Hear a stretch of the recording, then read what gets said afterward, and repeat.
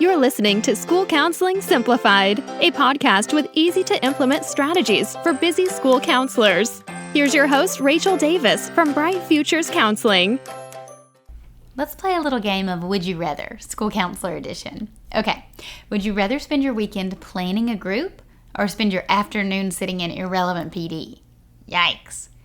Or would you rather be the only counselor with no one to collaborate with, or to spend hours searching online for engaging activities? All of these options are pretty bad, right? But unfortunately, they're all too real. But what if I told you I had a solution for you? What if I told you I had access to hundreds of school counseling lessons, groups, and activities, counselor-specific trainings on the topics you need most, and a community of like-minded school counselors to support you? You would say, yes, please. Well, that is what Impact is all about. Impact is my monthly membership for school counselors, and it helps you with all of these things. You get access to hundreds of resources. That's unlimited free downloads. Log in and get what you need right away to every single resource that's in my store. We add new resources each and every month. We're adding a new middle school and elementary resource each month, and some of these are bonus Impact exclusives, meaning that you can get resources just for members. You can request resources that you need and easily search so you can find exactly what you're looking for. And let's talk about the trainings, counselor-specific trainings on the topics you need most. We do these each and every month as part of our Coffee with the Counselor series. Impact members get to join for absolutely free. You earn PD certificates and you get exclusive access to members-only things like the Ultimate Small Group Experience and our Summer Summit Conference. And the community. Y'all, this is possibly my favorite part of Impact. I so look forward to jumping on these calls, to getting to know counselors who are similar to me and also completely different. It's so fun to hear from your experiences and your challenges, and everyone brings a unique perspective to the table. We have an exclusive online community, and we even have a cool app where you can chat with other counselors in these community circles. We have our monthly calls, like I mentioned, twice a month, and we share wins, troubleshoot tough cases, and just talk about what it's like to be a counselor, because so often we're on our own island at our school sites. So if any of that sounds like it's for you, I would love to see you inside Impact. Go to stressfreeschoolcounseling.com/impact to solve all of your counselor problems. And I have a special offer for my listeners. Use code POD at checkout to save 10% off your first month. Okay, let's go to today's episode. Hey there, thanks for listening to another episode of School Counseling Simplified. So if you've been following along with me this month, you know that this is our fourth and final episode in regards to the school counselor competencies, and we are going to talk all about assessing. Now, what does assess mean? It's basically collecting data and seeing the effectiveness of what we're doing. So as you know, I'm a big fan of data collection in helping you improve your program and advocate for your role. So I'm so excited to dive in to this topic. All right, so excited I can't even talk. All right, so on the sheet, on the PDF put out by ASCA on the school counselor competencies, they have multiple things under the assess category. But I want to focus on one today, just a little more thoroughly and like a deep dive of it.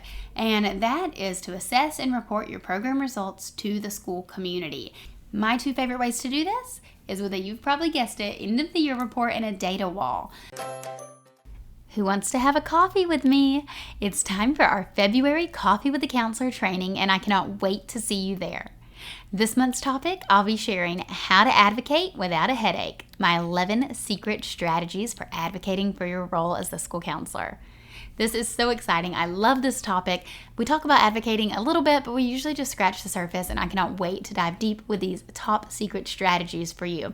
Thank you to everyone who came out for Coffee with the Counselor last month. It was our first one. We had an awesome turnout, great conversations. Thank you to all of you who were there. Let's do it again. I cannot wait to have coffee with you. For the price of your daily Starbucks run, you can have counselor-specific training designed specifically for you, plus a live Q&A, opportunity to chat with other counselors. It's going to be a great time. Save the date because this one is on February 28th at 6 p.m. Eastern. To sign up, go to stressfreeschoolcounseling.com/coffee. See you there. So basically, these are two simple methods you can use to share your program's progress with your stakeholders. First up is an end of the year report. Now you might be thinking, it's February, why are we talking about this? But it's great to get your gears turning and begin with the end in mind, planning ahead on how you're going to showcase your data. And you could do this end of school year, end of calendar year, But you could even do it end of semester, end of quarter. So perhaps you're coming up on the end of quarter one and you want to use it then. Basically, to build your end of the year report, and I'll link in the show notes because I talk about end of the year reports a lot and go a little more in depth. But basically, you're showcasing the services that you've provided. So how many students you've served, how many class lessons you've taught, how many small groups that you've led, how many kids you've seen one-on-one, how many minutes you've spent in these services.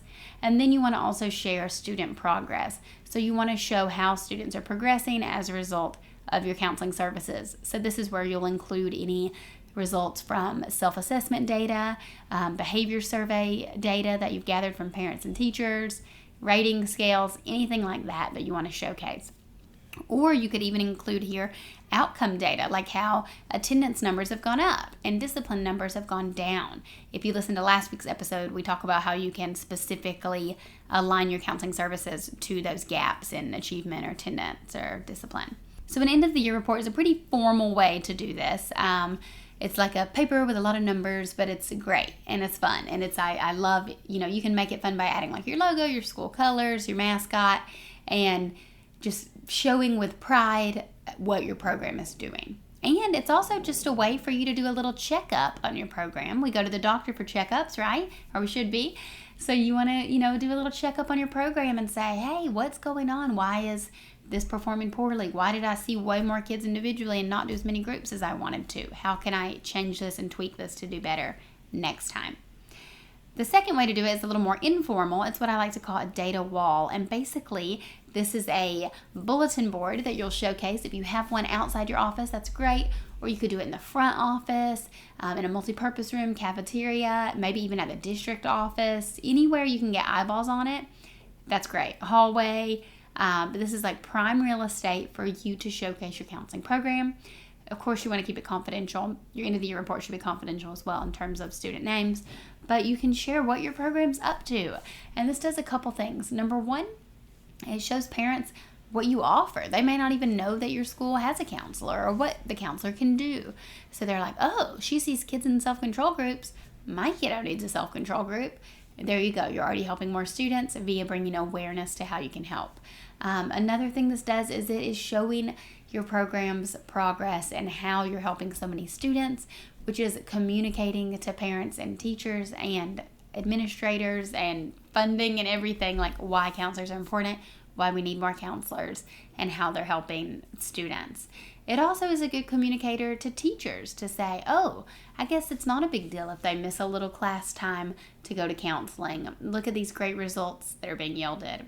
In turn, they'll be a better student afterward, right? Or, oh, maybe I should let her come in and teach a class lesson. So it's just a cool way to, without directly having these sometimes challenging conversations, you can use the data wall to speak for itself. And that's exactly what this assess point of the counselor competency says. It says that you want to, review your progress and analyze the data to see your program's effectiveness. But you also want to use the data to demonstrate the value the school counseling program adds to student achievement. It directly says that, and I could not agree more. And then it says you can use your presentation skills to share effectiveness data and results of action plans and activities with everybody, right? Administrators, advisory councils, teachers, faculty, staff, families, school board, and stakeholders. I presented with my counselors one time at the district at the school board meeting, and it was so intimidating, but basically all we did was just talk about the 3 tiers and break it down how we can support students, and it was eye-opening. A lot of people didn't know what we offered, and it was just a really cool experience. So if you can do that, totally recommend that.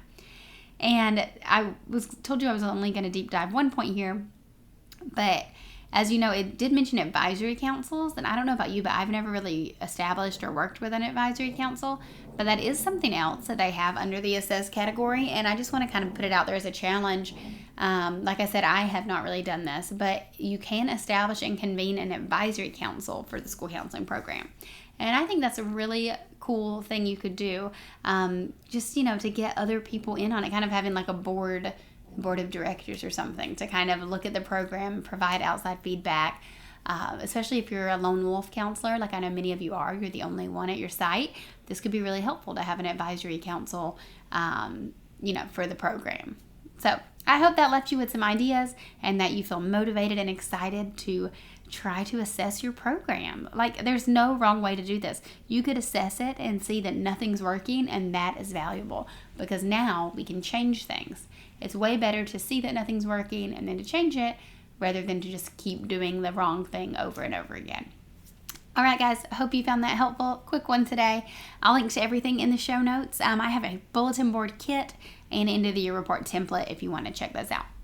Okay, have an awesome day. And before I forget, I super hope that I'll see you tomorrow night at 6 p.m. Eastern, 3 p.m. Pacific. I will be sharing this month's Coffee with the Counselor training, How to Advocate Without Headache, my 11 Secret Strategies. Our January Coffee with the Counselor was awesome, and I know this one's going to be even bigger and better. So I cannot wait to see you guys. It's tomorrow night. Be sure to save your seat. Hurry up. Go to stressfreeschoolcounseling.com/coffee. And Impact members, you already have all the meeting info that you need. I'll see you guys there too. Okay, talk later. Thanks for listening to School Counseling Simplified. You can find the links from today's episode in the show notes.